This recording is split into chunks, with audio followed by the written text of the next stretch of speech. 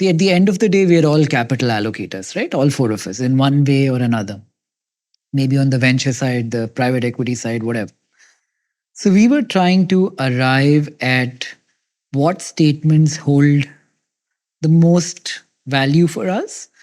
Uh, from a rate of change is increasing, world is changing. 10 years from now, which industry would have grown the fastest? I'm going to share the statements one by one and maybe we can all opine. Disagree, agree, rate them. The first one I'll say is Indian families with rising income, reducing family size, will invest in premium education. Outcome focused education will take preference. What do you guys think? Great. In only this particular, I think in general that will happen. Yeah, I'm just saying Indian because we were sitting in India doing this exercise. Yeah. Nico, do you think everybody will spend more on education? No, but certain cultures like in India or in South Korea or where I come from in Greece, they absolutely do because they see this as a viable path to improving their chances of their offsprings doing well. In the US, the average person does not care about spending money on their kids' education. My kid is bad at math, the teacher is bad. That's changing. Why is that culturally?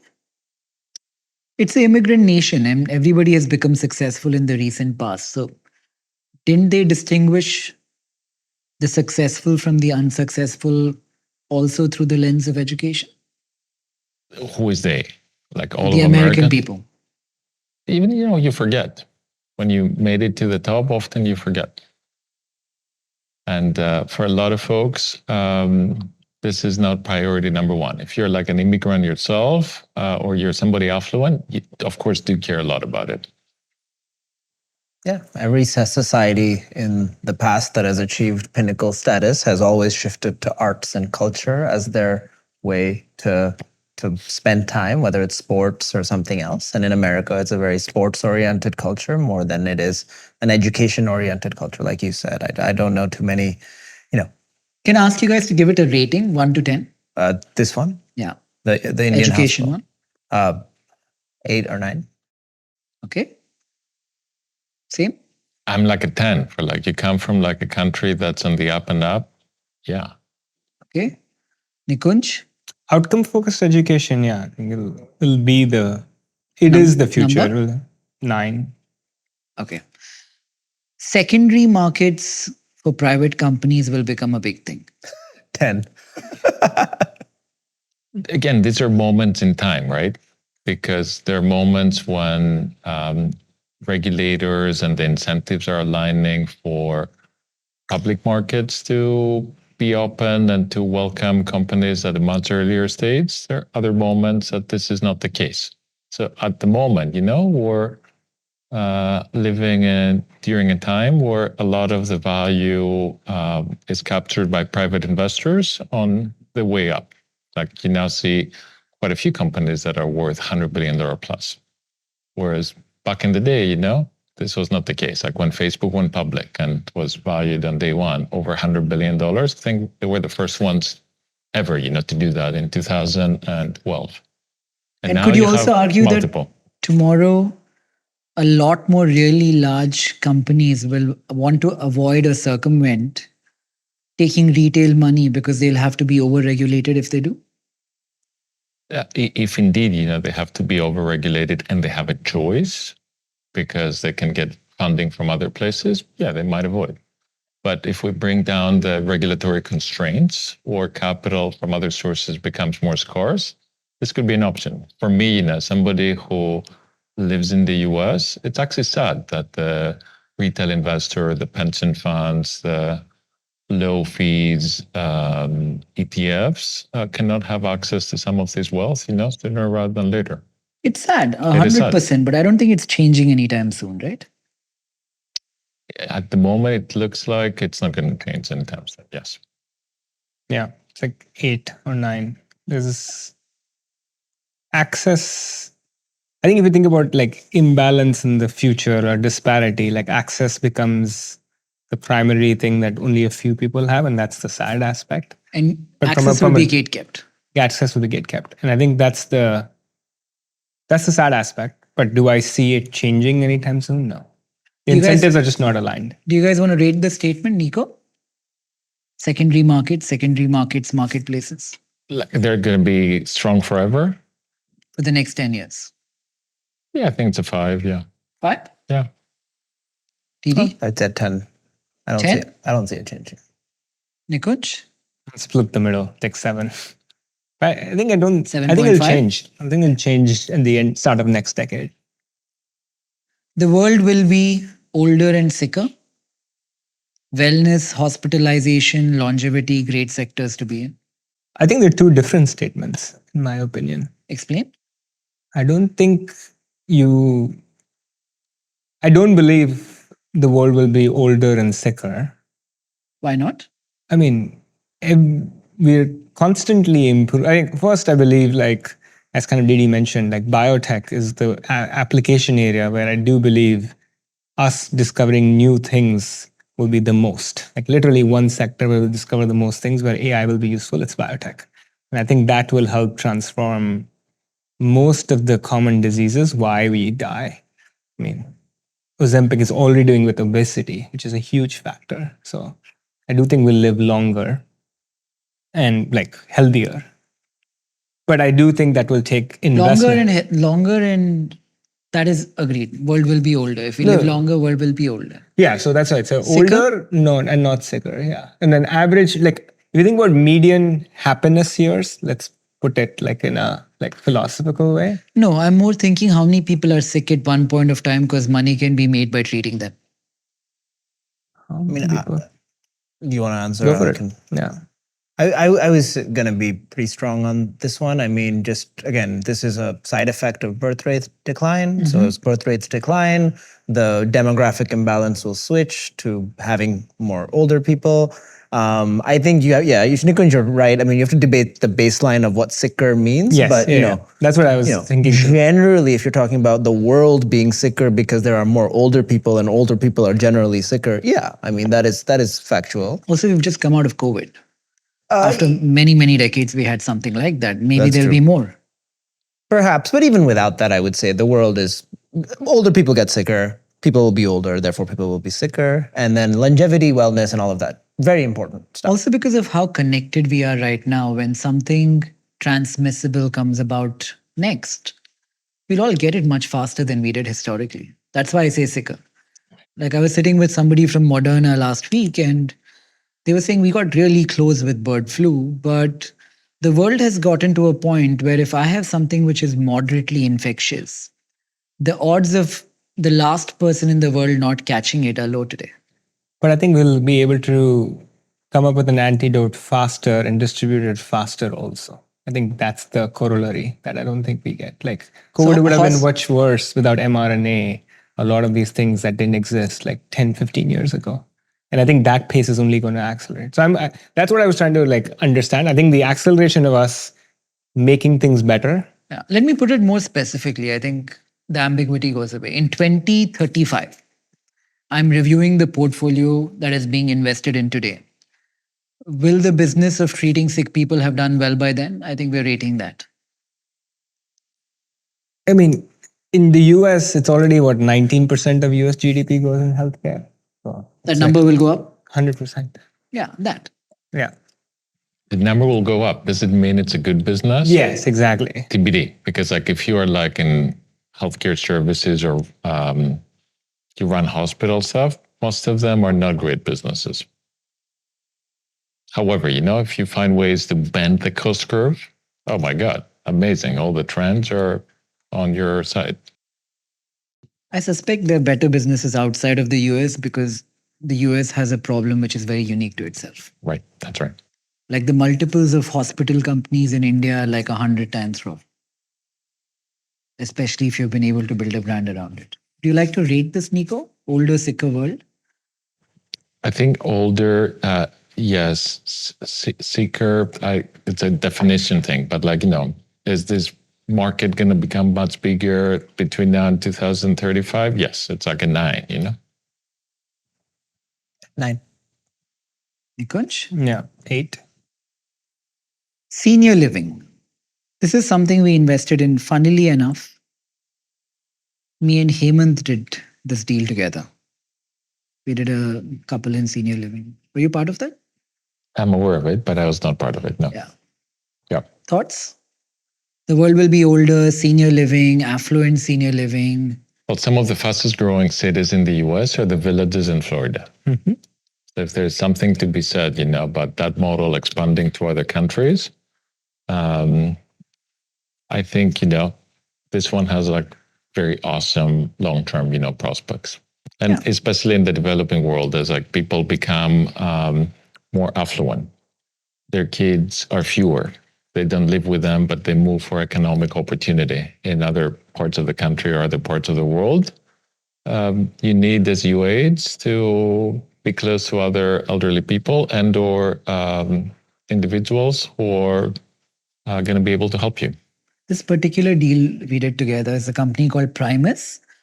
And the data he was showing us is if a 70-year-old man or woman is at his facility, which is a very affluent, like high-end senior living facility, the quality of life and the longevity of their life goes up by a significant premium because they have community. That's right. And he showed me this really crazy research. Like when my dad was sick, I got him a nurse. So then he didn't have to do anything. He didn't have to move. Somebody was doing everything for him. That's the worst thing you can do for your parent. It's very counterintuitive, but I think just that community, the having to play with someone, having some competition being organized, playing memory games, walking, all of that with like aged people changes everything. Absolutely, yeah. So if you read about blue zones, which are like the different parts of the world where they have the highest percentage of people who are 100 years old plus, the shared trait that they all have to demonstrate is community. Yeah. So like in Okinawa in Japan and in Korea in Greece and like, other parts, you're somebody, who's like 100 years old, your kids might be dead or incapacitated, but because every day, in your village, you're socializing and you feel like you have responsibilities, this is what keeps you going. We rated this highly in India, even though there is such a big societal stigma about senior living. I think the misconception one has is at a certain point with your parent, you're almost being selfish by keeping them at home with you versus allowing them to make more choices of their own. Right. Yeah. It's a hard thing, especially in India, to overcome. I don't know how it's in Greece, but Same. But, because in Greece, again, the standard of living went up and then the cost of living, cost of labor also, went up. What saved a lot of families was like Eastern European labor talent that visited the country and stayed there as illegal immigrants and then got legalized. But in the beginning, if you had your elderly parents sent to like a senior living facility, everyone would look down on you. So the preferred choice was to have somebody from Georgia or Romania, do the work for you. But then you realized all the stuff that you mentioned, that your dad or mom wouldn't interact with anyone else. The cognitive decline would be faster. So now, after like 30 years of doing what I said, some of the much better senior living, businesses are looked up more nicely or favorably. you guys want to comment on senior living? Would you send your parents? It's a tough one. There is some bias against it, as you said, but maybe that decision will change over time. I think it depends on what they want to do as well. I do think in my particular case, I'm lucky that they have a good community already at home. So that does solve a bunch of the problems, but who knows how this goes. But generally on your question, in the US, very much. In the rest of the world, slightly less, just because there's different dynamics, social, intercultural dynamics in different parts of the world. There is also taboo and things like that. So I'm not as sure, but in America, high. Nikush? Yeah, I think it's not a question of like me sending our parents, my parents, luckily, my parents and my grandparents live together. And I think that's nice, like from a community standpoint. And that's very rare. Not many people have that. Yeah, we're very lucky that everybody likes each other. um, but it's not a question of me sending my parents or not. It's a question of like Them choosing to go. choosing what to do. It's like at the end of the day, we're three brothers. We all live in separate houses. They live in their own house, and what do they want to do? I think it makes sense. Like I think both from a community standpoint, but from a as labor gets more expensive, like economies of scale standpoint as well, it just makes sense for more people of the same stage in life to live together. Would you guys like to read the statement, Nico? Senior living? I'm like a 9. 8. Yeah, 9. Like unless they're like infectious diseases like COVID, you know? Yeah. Senior living facilities are going to do really well. Yeah, no, some of these, like one of them with Primus, their plan is to have golf carts and you drive around inside the community. It's by a lake. It's not like living in polluted Bombay or Exactly. it makes a huge difference. Like just the air quality alone changes so much. Which air quality is one of the biggest killers. Yeah. And like in the world. And like one of the reasons why people are having like liver failures is because of the air pollution, you know, where they live. It's like, yeah, that's one of the biggest, you know, risk factors for like health risk factors for life in the world. So any technology that's helping alleviate air pollution or making, you know, gasoline cars and other such things, you know, less prevalent will do really well. The next one is content. The theory we were discussing is with search being disrupted in the manner that it is, and people, let's assume, use Google a lot lesser or any kind of search platform that is throwing up ads. And if anyone wants to build a brand, social media might exist in some form, but Google ads and the likes of that will not work. So, to be able to build a brand, you have to be able to hold attention one way or another through some form of content. And video is working right now. So the alpha between a brand that does well and a brand that doesn't do well, content is going to be the biggest differentiator. Thoughts? That's the premise. Yeah. I very much agree with that. And like for every generation, if you know how to speak whatever, you know, the medium where content gets viewed is fluently, you can do really well. So for example, there's, you know, that Spanish olive oil gratia, I forget what it is, you know, that became like a $70 million plus, you know, business in a couple of years just because they know how to appeal to young people. Or like, are you today a hacker? Do you know how to speak X? You'll do well. Are you a young consumer founder who knows how to speak TikTok? You will do well. Yeah. And, you know, in a few years will be something else. I don't know what that it will be, but whoever knows how to play that game well, this is golden. Attention is all you need. I think Didi's doing well at that. Absolutely. You're doing pretty well yourself. Absolutely. What are you going to pivot into with all this attention that you have? I don't do content for, any practical purpose, which is why I've never went into things like video. It's like saying I don't make money for any practical purpose. No, it's not. It's not the same. It's like everyone's presumably got an education with some goal of having some job. There's other reasons to do it, but having something. But I genuinely don't think I ever did anything online to get an audience or to have money or to have anything. Otherwise, I mean, what I would tell people is like, yeah, if you want to do content just for that purpose, then there's always easier ways to do it. You do humor, you do hot topics, you do very debatable, questionable things.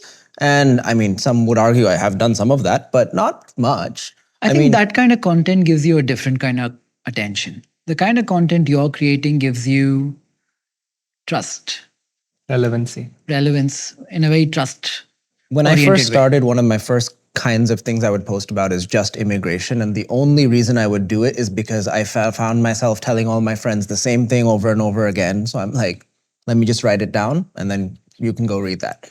And so I don't see it as for me at least, it was never meant to be a business. But to the statement, I mean, Nico definitely knows about this trend, but there's so many of these like 16, 17, 18-year-old kids who Amazing. out of nowhere, they come up with an app. But I think they're being brilliant. I was doing a call with Sam Altman and he told me the same thing. I was like, what should young people do? He said most of them look like they want to be influencers, but I think they have the best idea ever.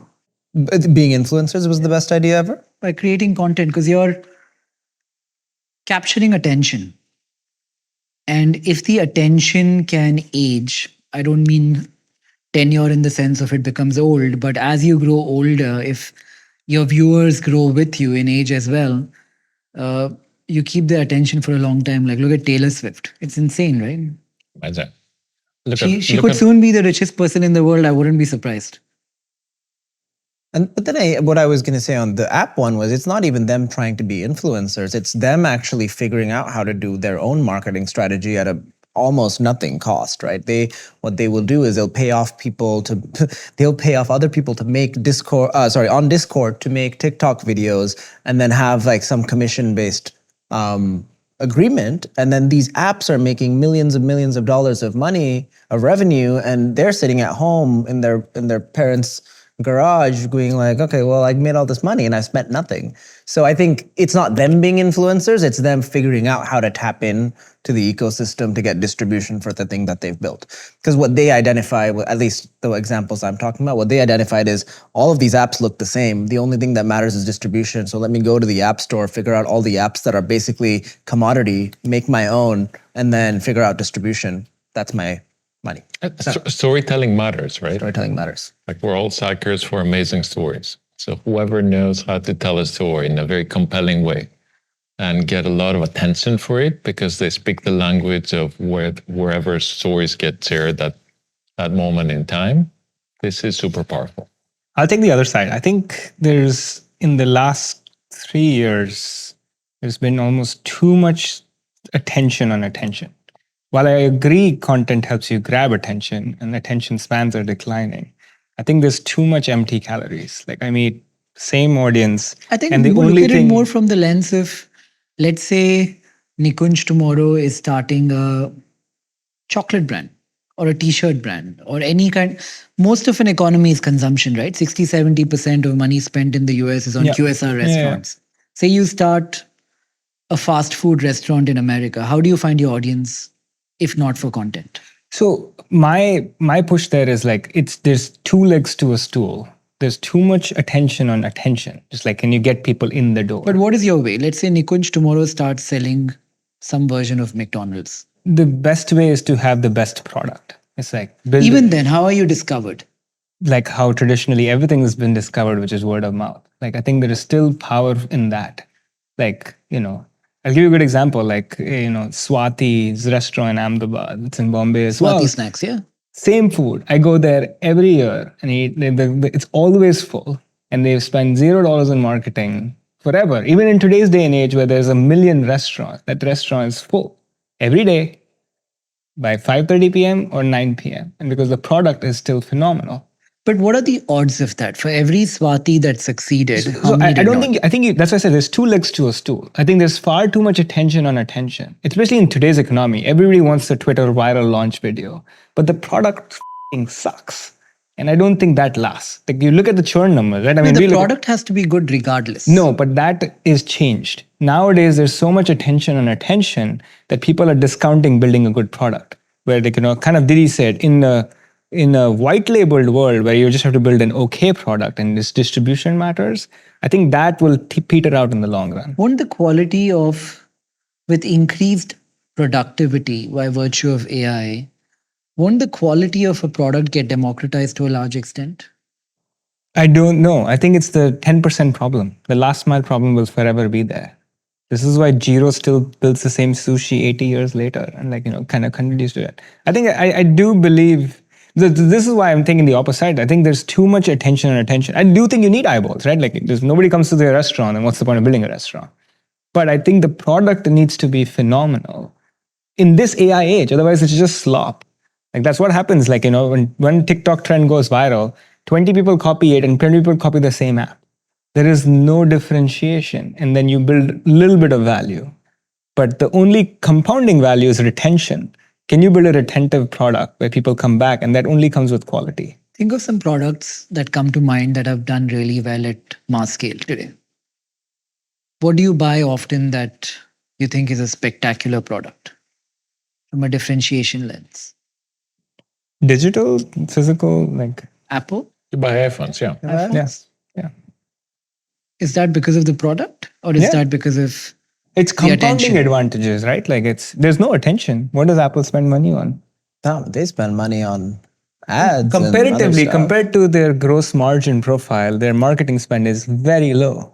Yeah, I'm not disagreeing with you at all. I Yeah, mean, yeah. this is obviously, I think it's kind of obviously true that you need retention and you need But that's growth. changing though. Last year, more than ever, I have felt this changing.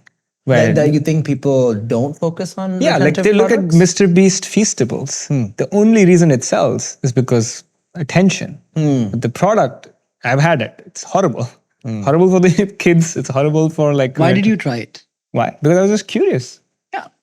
But again, it's two legs to the same stool. I'm just saying there's far too much attention on one end. Yeah, I think I'm focusing more on discoverability Yeah. because you get to that point and then comes the question of retention. Yeah, I mean, you need attention because now in a sea of the same, how do you differentiate yourself? Content will always be the differentiator, one way or the other. But I think it's going to be a revolving door if you don't focus enough on the product.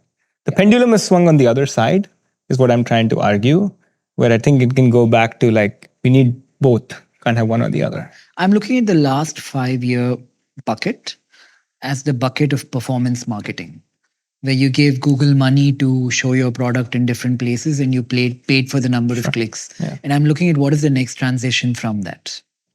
Yeah, I mean, discoverability, especially like consumer, it's all TikTok because it's the only free channel left. But if you build something that grabs attention, you get a lot of attention. Everything else has become pay to play. Should Yeah. we rate this content? Importance of content in building a business. Nico? For anything that's like, consumer facing or prosumer facing, discoverability, it's a 10. Didi? Yeah. Without that caveat, and I would say like 8 or 9, fairly important. Not the only thing. Yeah, it's a 7. Important, but not the only thing that's needed. Do you guys see a world where David is winning against Goliath? People don't want to buy from corporations, but they want to buy from individual brands? Yeah, I 'Cause mean, we trust have to is getting believe that solid. we're in the business of backing Davids. We're in the business. Yeah. I think this is happening more and more with offline experiences, where you want to, like in the universe of like tourism, right? You want to have the bespoke, Artisanal. local artisanal guide, or like the hotel that has its own story, or go to the restaurant that's mom and pop, Do you feel like this happened because the last 10, 20 years, we bought products behind a corporation because trust was so deficit in society that we didn't know what went into it. Today, we care less about trust and we are buying artisanal, handmade. We are buying into individuality again. And is that a trend that's here to stay? I do like how you framed it, and it depends on the society that you live in and your economic participant. I would also add that very often you don't want to be buying the same brands that your parents were buying. It might be the case for detergent, but to go to the same, hotel chain that they want, it's not as cool for you. So like every generation has its own cool brands, experiences that they resonate with. And a lot of the large corporations, at least in the West, have had they've lost a lot of their brand equity with the youth. I mean, generally, the question of David versus Goliath, you always not in every situation, but Davids are a great bet to make because Goliaths are usually bigger businesses. They have established practices. They lose their eye on the ball. They're focused on managing things at scale, sometimes reducing cost. So not maybe not just the hotel example, but even for many other cases, most businesses do not have any systemic effects of scale that can't be disrupted in other ways. So yeah, in many cases, I would definitely bet against on the David versus the Goliath. Of course, there are other cases where that is not a good bet, but yeah, older businesses will get disrupted generally for most industries. Nikunj, thoughts? Yeah, cycle of life will continue. Big gets too big, too horizontal, not enough depth. Small has that. And then from a consumption perspective, I think people will continue to stay vain, which means they want the new thing. They want to differentiate themselves. And that will continue to want them to do whatever version of artisanal it might be. Perfect. Want to rate this? I just have like four more, and then I'll tell you how much you rated which one, and which is probably a good sector to focus on for the next decade. David versus Goliath, Nikunj. The 10 is pro David and 0 is pro Goliath, correct? Nico?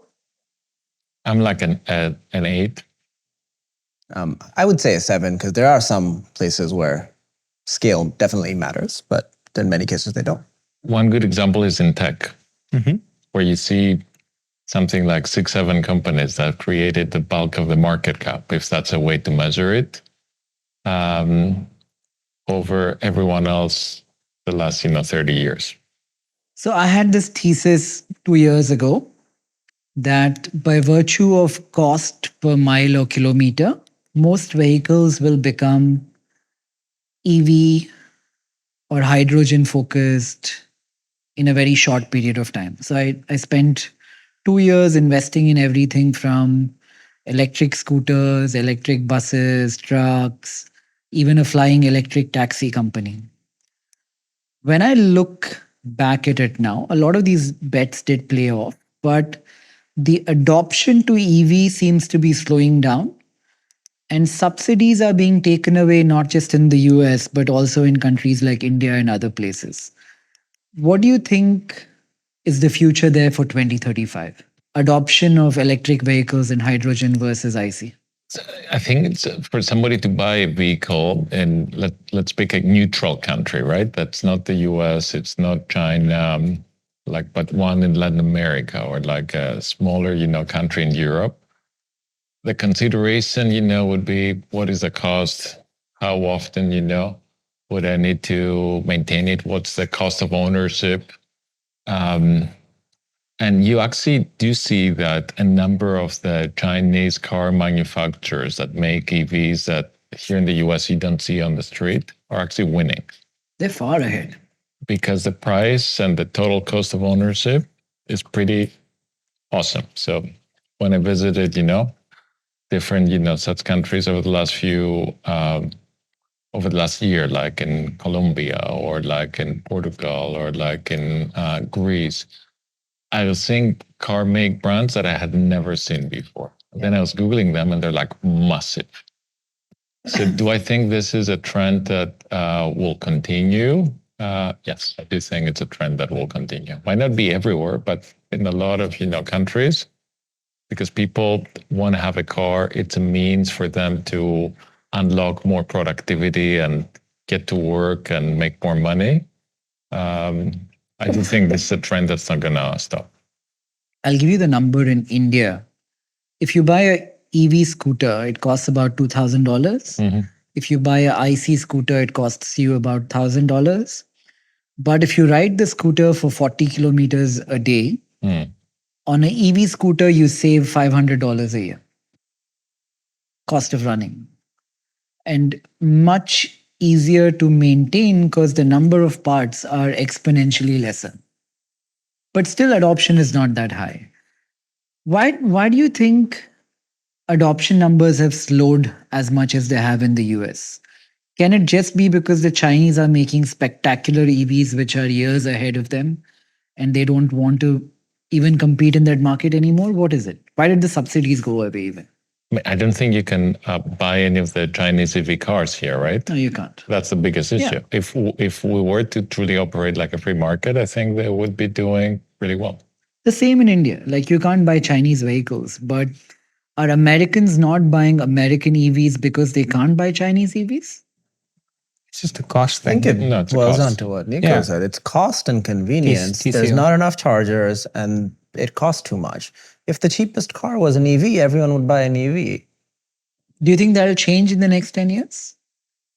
What percentage of cars on the road in 10 years will be EVs? In America, I think it'll change, and that's primarily because of Tesla. That's the only car company that moves fast. And so if that's the only car company that is allowed to operate, then yeah, then they will figure out how to get the cost down one way or the other. Do you say 100% of cars will be EV in 10 years? I don't know about 100%, but I would say like a majority of cars will be EV in 10 years, in my mind. A good proxy would be like what percent of cars that are getting sold today are EV, right? And this could kind of tell you how the future might look like. And It's like around 20%, sub 20%. Is it? I don't know, but so yeah, if that number is accelerating and It was accelerating, but the pace of acceleration has slowed down. yeah, so part of it is the incentives, part of it is the economic cycle. So whenever there is a slowdown in the economy, the used car market is doing much better than the new car market. Or like, when we had the disruption with COVID in the supply chain, new cars became more expensive and harder, to buy because you would have to wait for longer. So there are these factors too. But do I think that like EVs anywhere in the world are going to be the majority of cars over the next 10 to 15 years? Yes, I do think so, yeah. I think we dramatically overestimate how fast people will adopt new things, and cars are a big asset in the country. It's like saying America will build 10 million homes. We won't. It's just harder. And US, especially from a market perspective, used car market is massive. Always has been boom or bust. And it's very hard to just change it. Like new cars will be built, but they're far more expensive. And so I actually think without the incentives... In 10 and years, without- one could argue they won't be more expensive. They'd probably be cheaper. They'd likely be cheaper. This is where, like, if the free market depends on where you're sourcing it from. Does it have to be US made? Then no, you can still source from a free market. If free market existed, I would be very pro. And I have 2 EV cars at home, just to be clear. Like, I would be very pro, like, we'd see 10% of the market be EV. But otherwise, it'll be a slow trickle till these cars go out of end of life. Another vector to consider perhaps is in places where we have a lot of autonomous vehicles adoption. If indeed the total Exactly. cost of operation or like an autonomous vehicle is you got to be EV first, or then that's another market that's going to be growing very quickly, right? Want to rate it, Nico? I think I'm like a 7, or an 8. Yeah, 7. 7 to the statement that by 2035, majority of cars will be EV? Yeah. In America? No, worldwide. Oh, 7. Probably less. I mean, it's like it depends on like China, India, Nigeria, Brazil, right? Like Indonesia. Yeah. I think those countries will adapt faster because of efficiency. The amount of energy lost between generation and endpoint usage is lower in EVs, and people will adopt there because the cost to travel per mile will be lower. Yeah, and what if I would say to you, not in India, but in China, huge air pollution problem. The Chinese government says, hey guys, from now on, you want to buy like a gasoline car? No problem. It's going to be like 50% more expensive. The same is happening already. Like in India, many cities are saying that if you're bringing a truck into the city, if it's not EV, it's not allowed. Oh, there you go. Yeah. So that's, again, another vector that pushes demand even further, right? But then why only 7? Because I'm not as fluent in the exact numbers, and it depends on like these 4 or 5 big, very populous countries, right? Right. Nikuch? I think if it's new cars, like what percentage of new cars or new cars in 2035, that'd be like a 7. It's for new cars. I was thinking like like total cars. That's what. Let's say for new cars. Oh, then it'd be like 8. I'm like 9. Yes. Same? Yeah, like because I was thinking, the average lifetime of a car in a bunch of countries, like 12 years. I was trying to do that much. Yeah, that was Doing it. the VC math in your head. I love it. 9 as well? I think 8, primarily because I think, especially in the US, like with the conservative government, like oil and gas is not going anywhere. It'll take a long time for us to like move. Like from a politics perspective, EV first is not going to be very popular for the next 6 years. But from a cost perspective, the cost of everything else compared to fossil is falling so quickly. But that the problem is batteries, again, it's like American choice. Like, it's like I can go fill up my petrol pump wherever I want. I can go to a gas station. I can kind of like have this, I don't want to wait for 45 minutes. Convenience is, battery technology is not evolving fast enough. like I'll give you an example. We invested in this electric truck company, which has interchangeable batteries, like battery swap. The largest company which does battery swap in the world is called Sany in China. So these trucks drive with 2 batteries at a time. Yeah. They go to something which is as small as 1 container box, and the batteries are swapped in the same amount of time that it would take for you to stop at a gas station and fill fuel. Yeah. Each battery gives you a range of 700 kilometers. So 2 batteries together let you drive 1400 kilometers. Yeah. India end to end, let's say, is, I don't know, 4,000, 5,000 kilometers. What that means is the number of petrol stations that you require in itself come down exponentially. You probably only need 50 container size stations across the country to get these trucks to go across the length and breadth of the country. Yeah. I think the model is changing significantly, even for a country as broad and wide as India. Yeah, I think replacement, as you mentioned, like 8 is I won't be a 10 because it'll still be choice and people will chill. It takes a while to flow in. Like even today, I disagree with Didi, like charging stations are good enough. Like in America, infrastructure is already there. People are still voting to not buy EV cars, even though they're cost appropriate. It just takes time for people to change. Right. Okay, point number 8 of 10, beauty as a category. Beauty products. 10. Yeah? Same. Yeah? Yeah, and beauty and content are in line with each other. I mean, Look who are the wealthiest, like people outside of tech. Anyone who's in beauty and luxury. Yeah. Luxury. As luxury Beauty goods. and luxury. Yeah. Luxury also 10? No, Yeah. No, I was saying who are the besides tech. wealthiest, individuals or families outside of technology. Anyone who's in beauty or in luxury goods.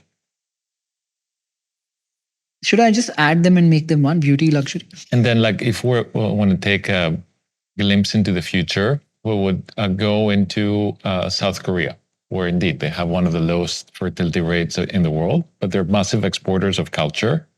And over there, if you're a man, there is a more than 50% chance that you use beauty products every single day.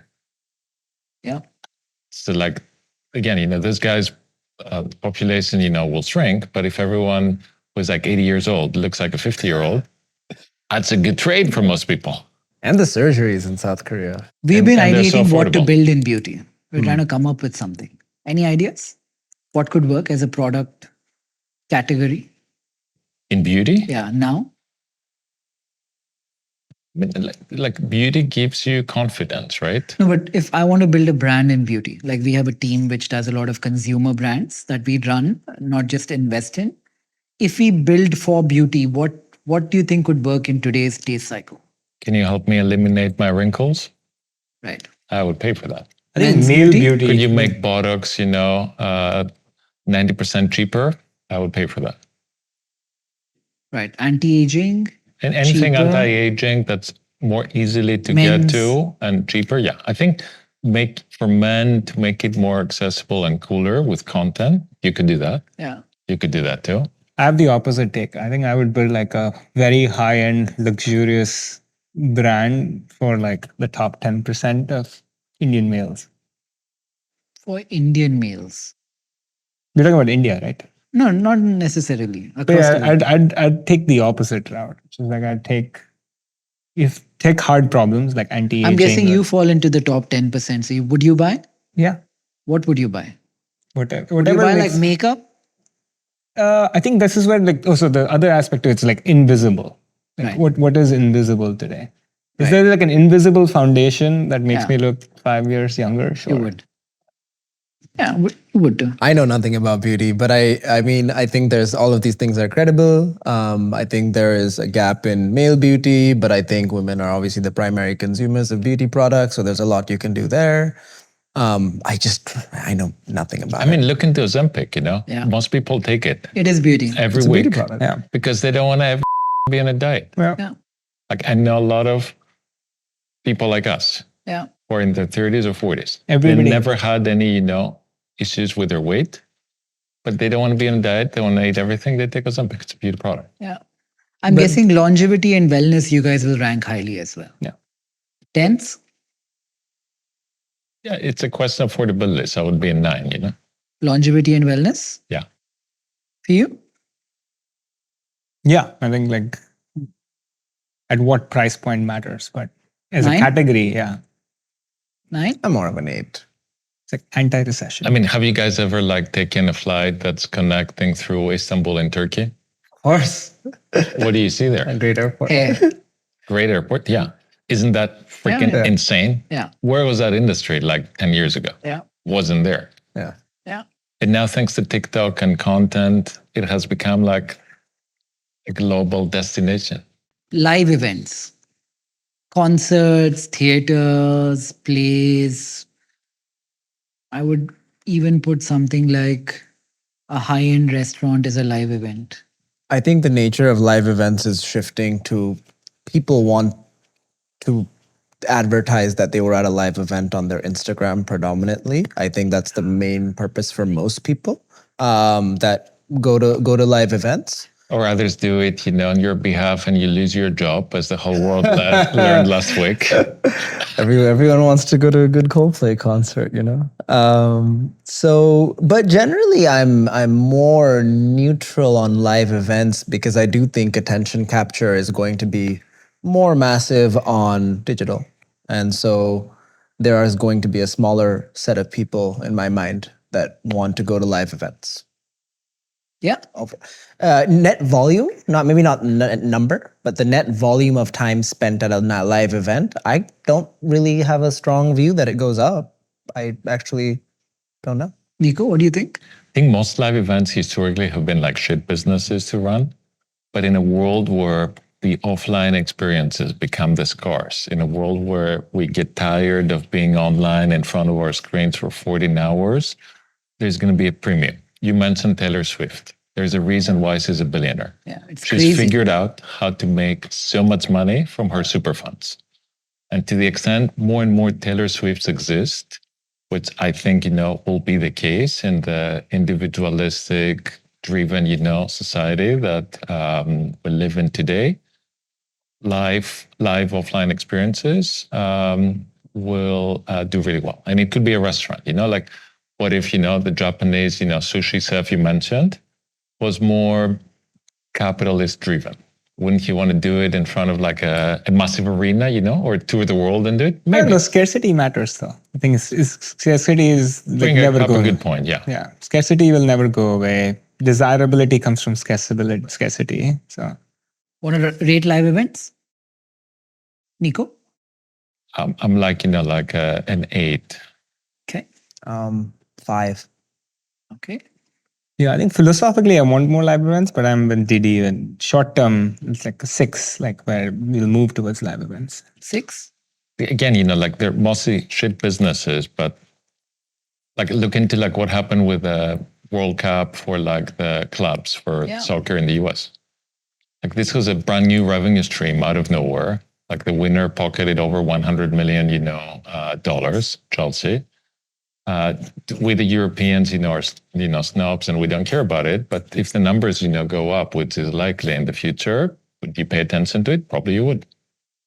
But I'd bet still that digital coverage of soccer will have a higher percentage from an eyeballs and viewership perspective, percentage of time perspective than live events. But supply and demand comes in there, right? The supply of digital is for everyone. The novelty of live is Yeah, but I think that's what we're betting on. Is like my way of giving a score is like, what do I think percentage of time goes up in live events versus digital? I would bet screen time goes up higher than live event time.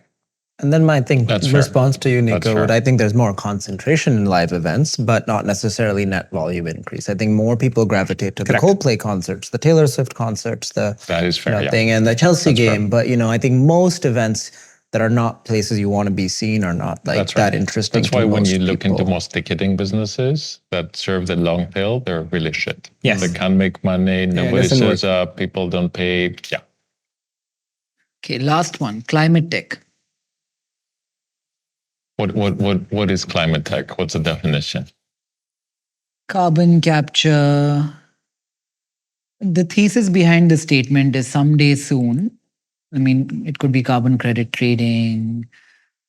If there were one large event where, say, 10,000 people die, say there's a flood in Miami, the water levels keep rising, suddenly everybody will go back to climate and start taking it very seriously.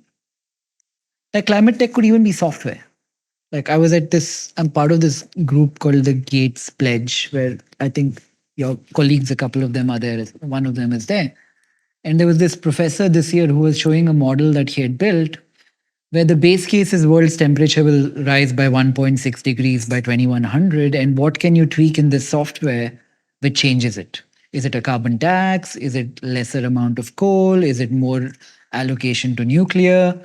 There are funds like Breakthrough Energy which are working on this. So all of this somehow comes into climate tech.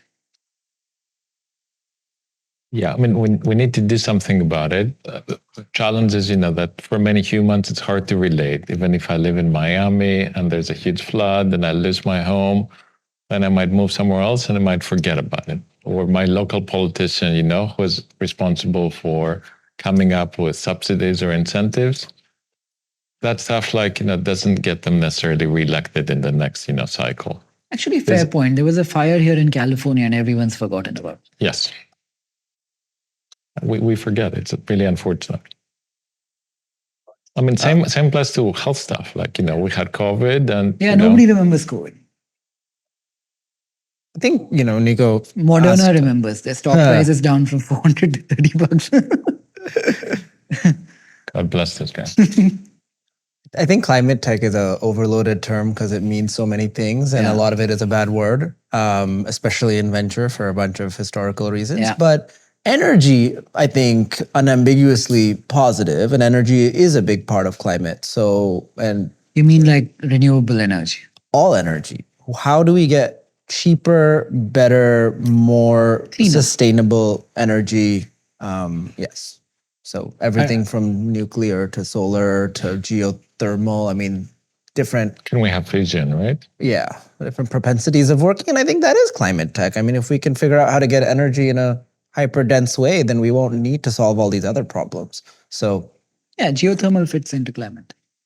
so energy, yes. Rest of climate tech, ambiguous on definition. Or like you can come up with like creative solutions, right? Like whenever in the world we have massive volcanic eruptions, there is a cooling of the temperature, on the planet. So like, could we do any of that, in ways that is safe for all the industries and the humans that are running on the planet? Could be powerful. Or like finding creative ideas, to have a very positive effect in an economic manner. So like, could we paint all of the Sahara Desert, in a way that's reflecting, back some of the heat? Who knows? The challenge, it's a very complex, space. It's like trying to cure cancer. Like cancer is not one, disease, Fair. And every little one of these solutions contribute, but then you pay attention to subsidies and capital and labor intensive, and it's more project finance. And I think there's a subtler point in all of this stuff because, Nikhil, I know you're going to ask this as an investment lens. And so being bullish on a lot of these things doesn't necessarily make them easy investments. Correct. Because you look at biotech, you look at energy, it's just the failure rate is so high that you might be like, of course these things matter, but investing in these things may probably lose me money in most cases. But if you remove the venture lens and you buy the incumbent with a moat, You at least want to be in a sector you think has tailwinds. Perhaps, yeah. I think that's fair to say. Yeah, because I'm not looking at it from the venture lens. I'm looking at it from my investment lens overall. So I'm going to say climate tech, energy largely. Would you bet on that number, Didi? I would say it's, you know, all of AI is built on more compute and energy. So that is one reason, but nine. Nikunj? Yeah, I mean, if I had to bet, and agnostic of where else I could put my dollars, if I had to bet on climate, yeah, I would definitely put like 7. Nico? Yeah, it would be an 8 because like we need more energy. This is one of the ways you boost productivity. That's one of the ways you boost economic growth. AI is like a hog for energy. But I actually think Yeah. the world gets worse in the near term because energy will become the fundamental limiter, which means we will frack more, we'll pull more from the ocean.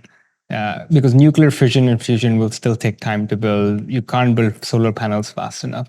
That's why I was like a 7. I'm like, do I believe climate tech will solve? Yeah. Yes, but it'll take a longer time period. But the world will get much worse in the next 10 years from a climate change perspective. So data centers, at least back home in India, have become like a real estate play almost. Yeah. Everyone and their cousin and uncle and auntie are building data centers. Makes sense. Who built apartments up until yesterday. Do you think bubble now?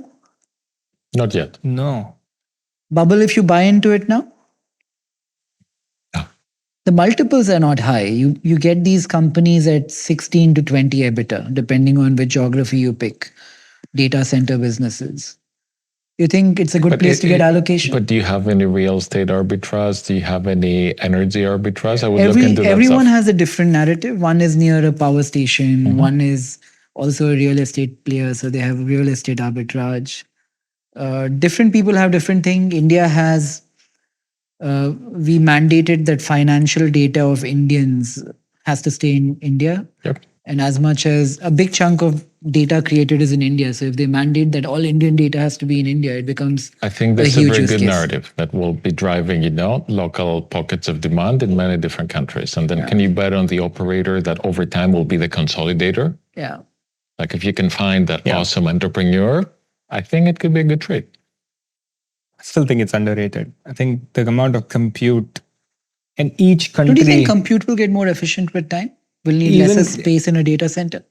But we'll continue to use more and more of it. You think? 100%. I mean, Google just announced they like doubled their token usage in three months. Google, I think we're just at the very early innings of how much token usage. Even with efficiency, we're going to use far more compute. Even with chips getting better, we'll still use more. I don't think that goes away for the next 10 years. Now the question, and then each country will use compute and energy as their it's like a nuclear weapon. Like you will have this, like you will want to keep ownership of this.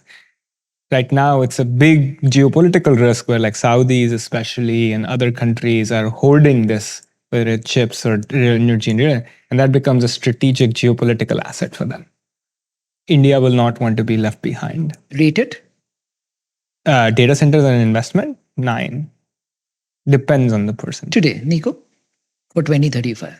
Again, this is an exceptions business. So I would be like a 7. Because you got to pick the right operator that has all the other, right conditions. But as a broader trend, yes, I would be a 7.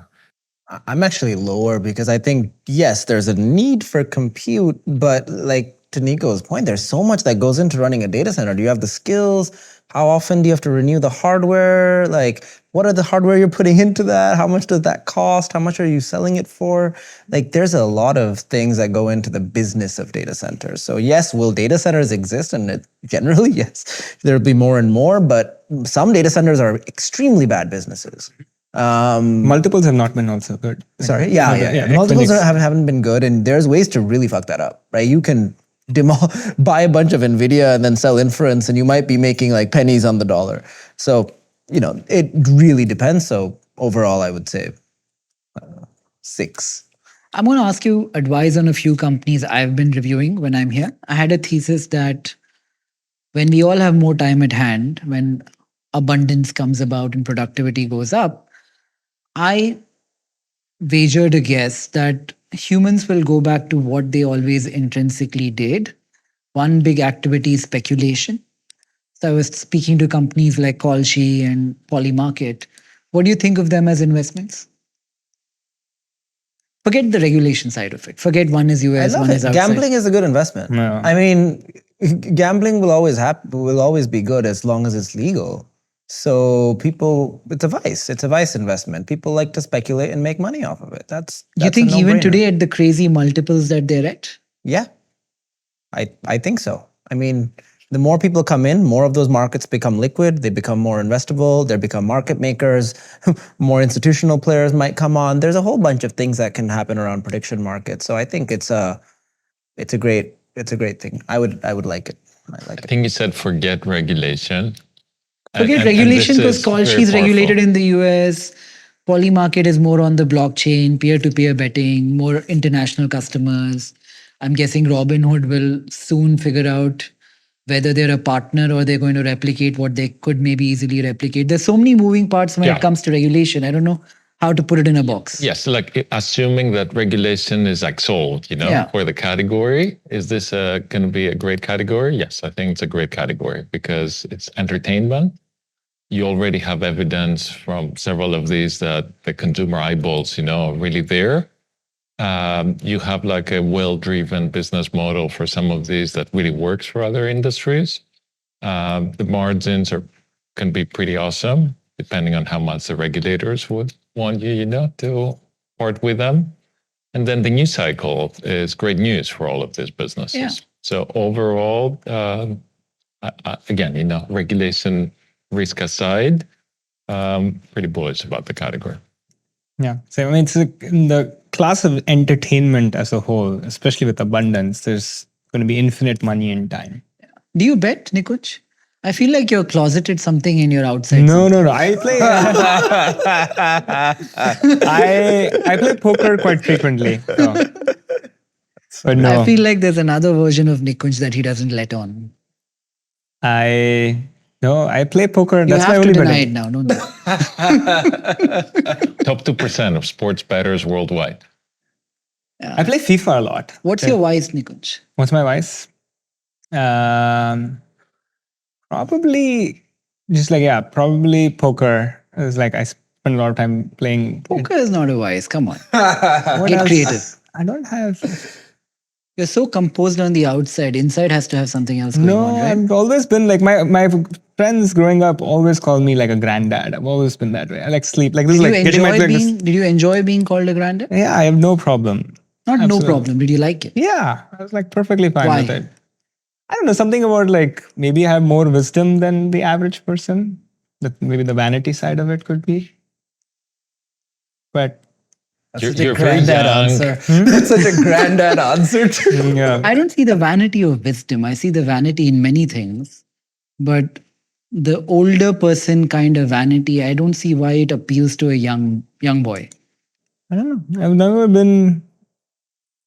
Yeah, maybe I've just been very comfortable. Like like I want to go to sleep at 9 p.m. Sleep at 9 p.m. I know don't that's care. your projection. Yeah, no, that is Loving yeah. husband, 2 kids, electric cars. You should ask my wife. Yeah, How did Yeah. you meet your wife?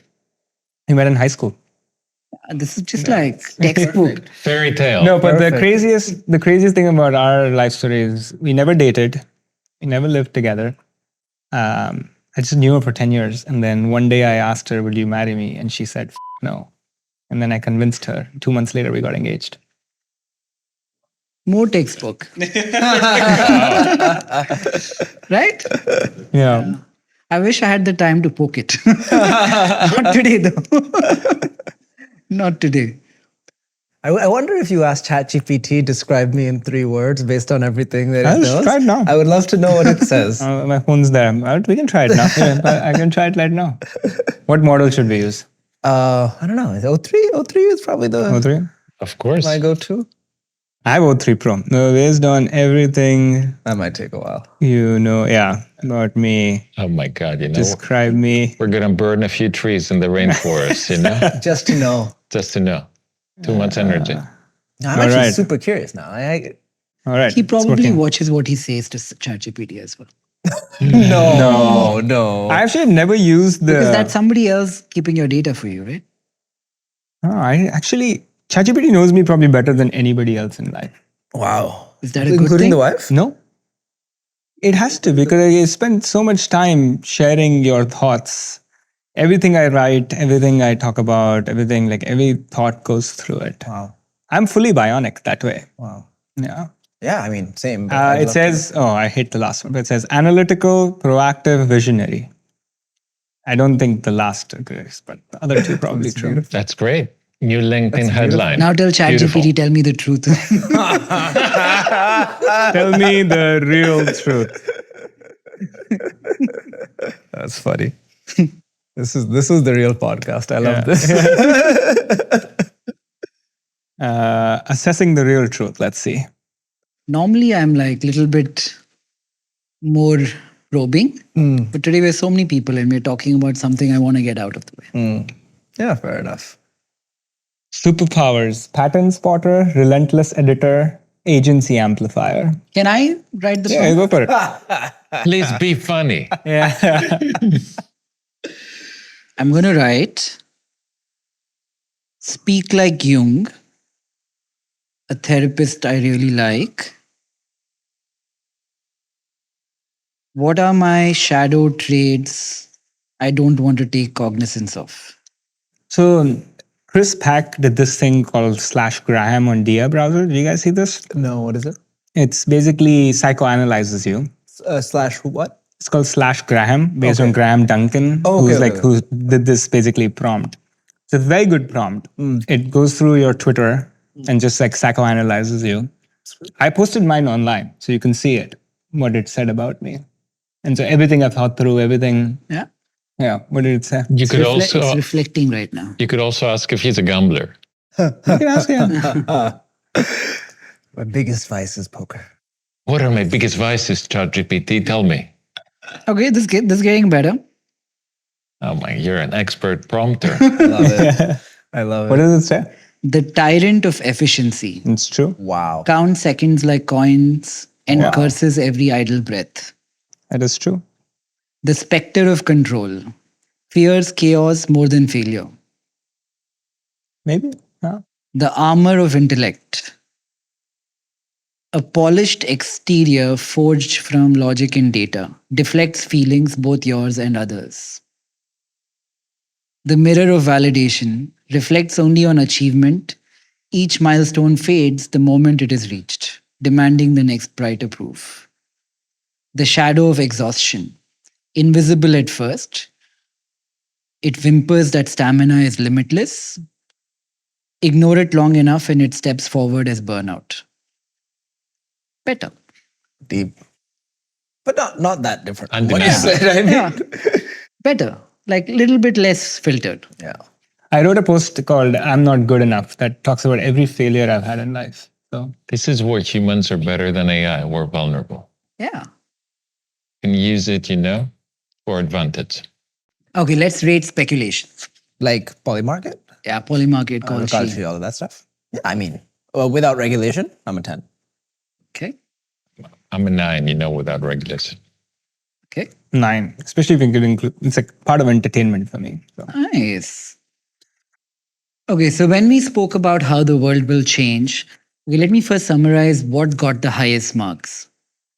So we said beauty and luxury is like a great sector to build in.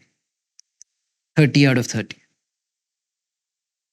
Followed by speculation and gambling. Great sector to build in. All vice businesses, vanity. Yeah. Yeah, it's just vanity. Yeah. Followed strangely by education, which is outcome based. Yeah. Then came world older sicker, senior living, content, EV adoption. Yeah, those had the same number. That's interesting. We'll put this up on a chart and we'll say what each of you said and why they said it. I feel like this is very useful data, both for capital allocators like us, but also if I'm a young kid looking to start something, it allows me to extrapolate a rate of growth. So at least I have some tailwind in the industry that I'm building.